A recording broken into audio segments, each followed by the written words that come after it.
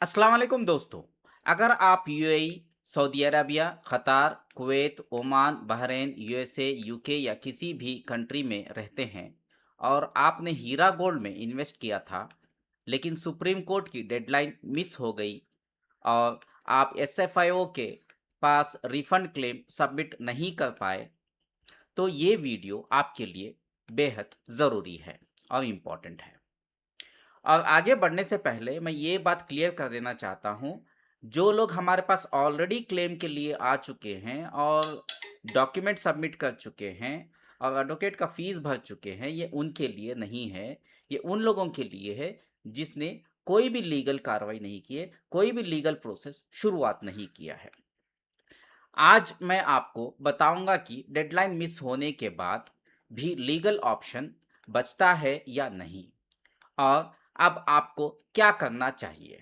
मैं हूं फरहान रशीद और आप देख रहे हैं सुकूक बिजनेस।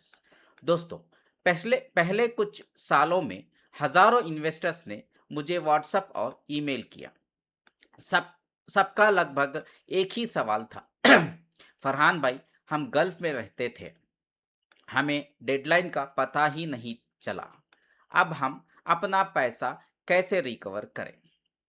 इसी सवाल का जवाब आज की वीडियो में मिलेगा।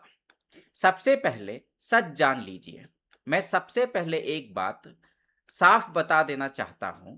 सुप्रीम कोर्ट के डायरेक्शन के बाद एसएफआईओ ने इन्वेस्टर से रिफंड क्लेम्स मंगवाए थे।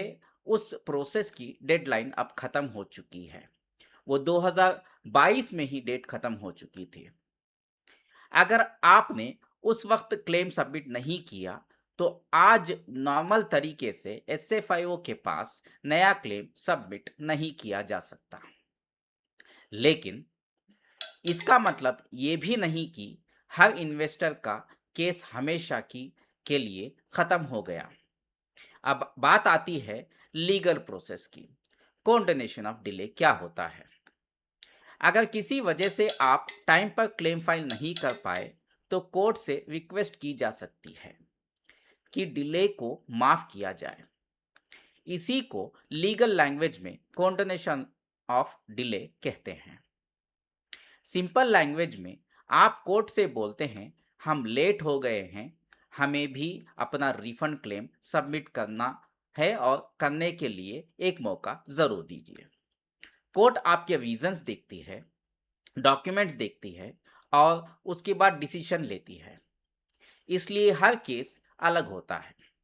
एक बात यहाँ मैं क्लियर कर देना चाहता हूँ।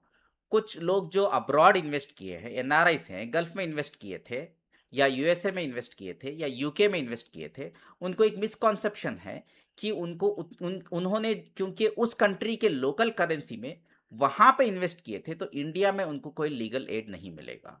ये बात आपका मिसकॉन्सेप्शन है।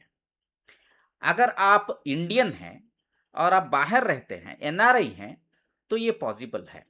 अगर आप नॉन इंडियन हैं, तो ये प्रोसेस जो है आपको उसी कंट्री में, जिस कंट्री में आपने इन्वेस्ट किया था, या तो अपनी आप जहां से, जिस कंट्री को बिलोंग करते हैं, वहां से लीगल प्रोसेस कर सकते हैं।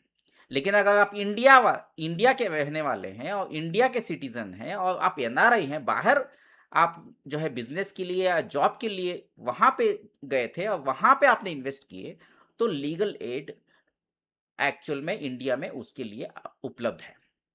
एक केस जो है, नाम लेना पसंद नहीं करूंगा, बहुत ही अलग किस्म का केस था, जहाँ पे एक बहन जो है मुंबई के रहने वाली, दुबई में वो वहाँ पे अभी आजकल रहती हैं और उनका जो है निकाह जो है किसी दूसरे कंट्री के जो है सिटीजन के साथ हुआ था। उनका भी जो है हमने लीगल प्रोसेस जो है मुंबई में ईओडब्ल्यू के थ्रू, मुंबई के स्पेशल कोर्ट में हमारे वकील के ज़रिए अप्रूव करवाया और उनका वेरिफिकेशन भी हो चुका है अल्हम्दुलिल्लाह। और उनका फाइल जो है एसएफआईओ को भी कोर्ट के ज़रिए पहुंच चुका है। अब वो एसएफआईओ क्या करेगी वो सुप्रीम कोर्ट के ऊपर डिपेंड करेगा, लेकिन एक लीगल कार्रवाई जो उनको करना था वो प्रोसेस हो चुका है। बहुत मुश्किलों का सामना करना पड़ा, इंडियन एम्बेसी से अटेस्टेशन करवाना पड़ा, वहाँ से बाई पोस्ट ईओडब्ल्यू को वेरिफिकेशन डॉक्यूमेंट्स भेजने पड़े और वेरिफिकेशन के लिए उनको इंडिया आना पड़ा और वेरिफिकेशन करना पड़ा। खैर उनका अमाउंट भी बहुत ज़्यादा था, करोड़ों में था। उनके लिए वो प्रोसेस लंबा था, लेकिन काम हो गया। अभी पैसा आना बाकी है। अब जो लोग अभी तक लीगल प्रोसेस नहीं किए, वो लोग पूरा वीडियो देखिए। एनआरआई इन्वेस्टर्स डेडलाइन क्यों मिस कर दी? बहुत सारे एनआरआईज ने इन्वेस्टमेंट इंडिया में किया था या तो अब्रॉड किया था, लेकिन बाद में गल्फ या दूसरे कंट्रीज चले गए। ऐसे भी केसेस है। कई लोगों को सुप्रीम कोर्ट के ऑर्डर्स की इंफॉर्मेशन भी नहीं मिली थी और मिसकंसेप्शन भी था।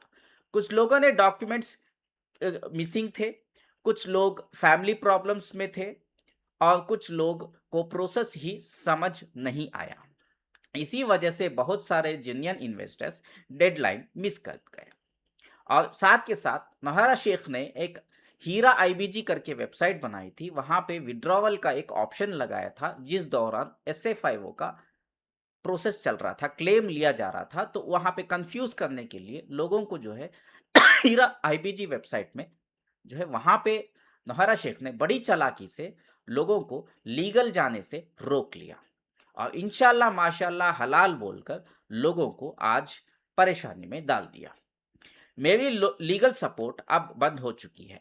आपको मैं याद दिला दूं, बहुत सालों से हम जो है एनआरआई हो या लोकल इंडियंस हो, उनके लिए हम जो है अपने एम्पैनल्ड एडवोकेट्स के साथ लीगल सपोर्ट जरूर दिया, लेकिन फ्री में तो कुछ भी नहीं किया, फीस लेकर किया। कुछ के अप्रूवल हो चुके हैं, कुछ के अप्रूवल आना बाकी है। इंशाल्लाह उनका काम होगा। जो लोग हमारे पास आ चुके हैं उनका काम हम करवाने की जिम्मेदारी ले रहे हैं। जो भी होगा अल्लाह के ऊपर है। इंशाल्लाह उम्मीद रखेंगे कि उनका काम होगा। अब क्या है, जो लोग हमारे पास नहीं आए उनके लिए ये वीडियो पूरा देखना जरूरी है। यहां मैं एक बात क्लियर करना चाहता हूं। पहले मैं लीगल अवेयरनेस के लिए इन्वेस्टर्स की मदद करता था, लेकिन अब मेरी लीगल सपोर्ट कंप्लीटली बंद हो चुकी है। मैं किसी का क्लेम प्रिपेयर नहीं करता, मैं डॉक्यूमेंट्स वेरीफाई नहीं करवाता, मैं कोर्ट एप्लीकेशंस ड्राफ्ट नहीं करता। ये काम सिर्फ एडवोकेट ही कर सकते हैं। इसलिए अगर आप लीगल एक्शन लेना चाहते हैं तो एक्सपीरियंस्ड एडवोकेट के साथ कांटेक्ट कीजिए। किसी एडवोकेट के साथ करें जो क्वालिफाइड हो। और ये बहुत इंपॉर्टेंट पॉइंट है, हर एडवोकेट को फाइनेंशियल स्कैम केसेस का एक्सपीरियंस नहीं होता।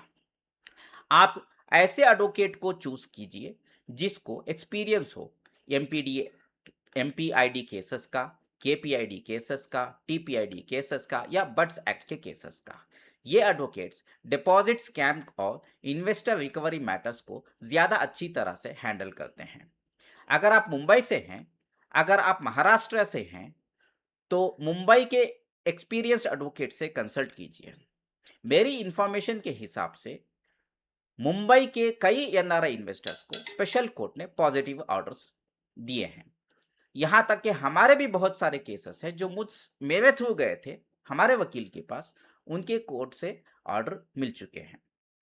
कोर्ट ने ईवोडब्ल्यू को डायरेक्शन दिया कि इन्वेस्टर के डॉक्यूमेंट्स वेरीफाई करें और क्लेम रिक्वेस्ट एसएफआईओ को भेजें।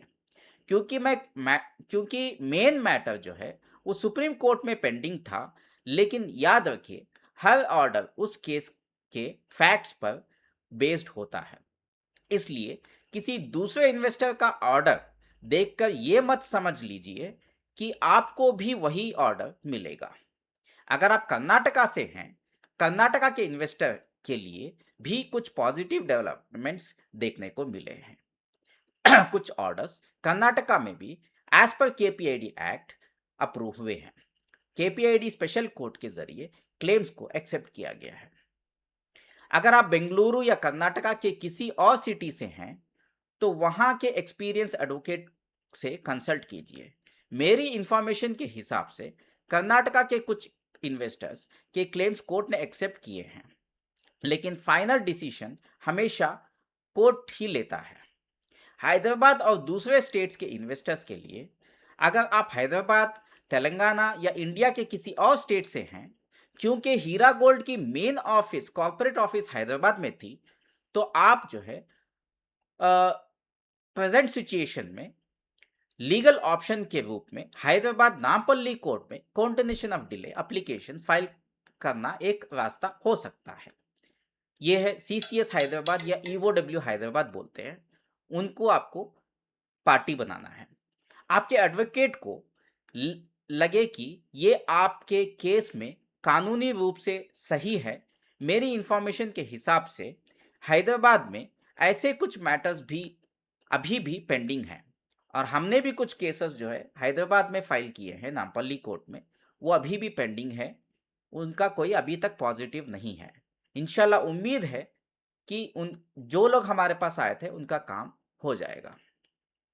अभी तक फाइनल रिजल्ट नहीं आया है, इसलिए हमें फ्यूचर कोर्ट ऑर्डर्स का इंतजार करना होगा। अगर आप अब्रॉड रहते हैं तो क्या करें?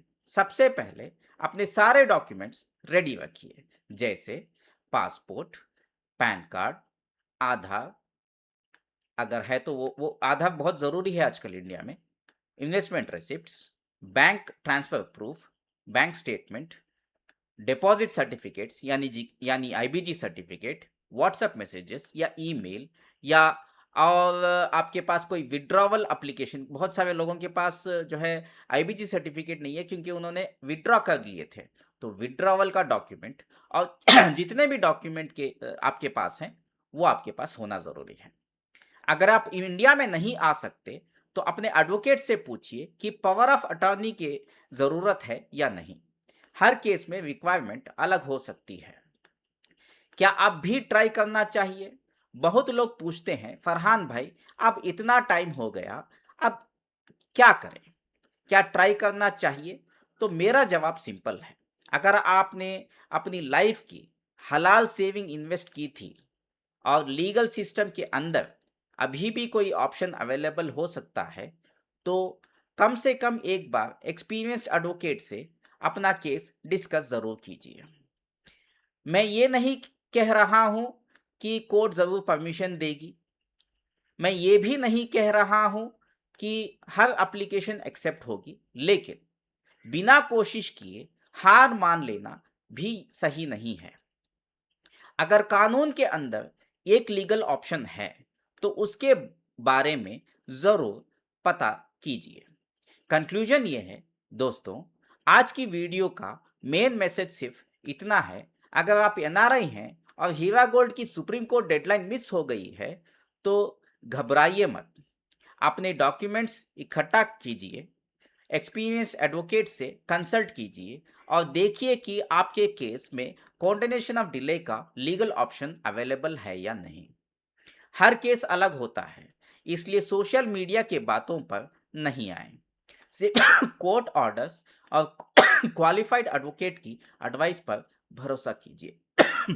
अगर ये वीडियो यूजफुल लगी तो इसे उन सब NRI इन्वेस्टर तक ज़रूर पहुंचाइए जो आज भी अपना पैसा रिकवर करने की उम्मीद में हैं। मैं हूं फरहान रशीद, आप देख रहे थे सुकूक बिजनेस। अल्लाह हाफिज, शुक्रिया, जय हिंद।